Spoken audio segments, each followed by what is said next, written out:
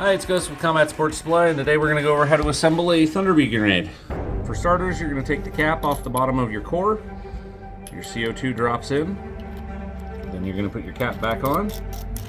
Once you have all of that assembled, it screws onto the bottom of here. Do it carefully. Alright, next you're going to very carefully pull the hammer back. It is going to try and release on you. You need to make sure it gets caught on the spoon. For reference, these things are not toys. They are incredibly dangerous if you don't treat them properly. Alright, so to set the hammer on it, pull it back, hold it down with your thumb, and pin it down with the spoon. Then you're going to fit your safety pin in so that it cannot fly open on you. So you're going to notice that once you've got your first pin set, you have a second one. The second one is to hold the spoon onto the grenade so you don't lose it.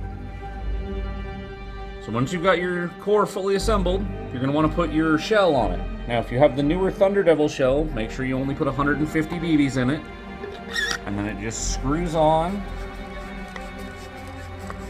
over your core. One minor thing you may eventually run into with a Thunder B. There's a rubber gasket for your piercer that provides your spring loading, along with a spring. Once those start to wear out, it won't make full contact, it won't fully pierce.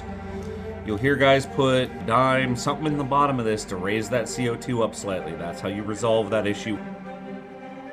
When it does go off, it's going to pressurize your shell, and it will eventually burst along the seam. If you haven't heard it go off, do not pick these up. This will hurt your hand a lot if you're holding it when it goes off. Because I've seen 2 people do it. So as a word of caution, when these do detonate, they detonate with a lot of force. This is literally tearing plastic.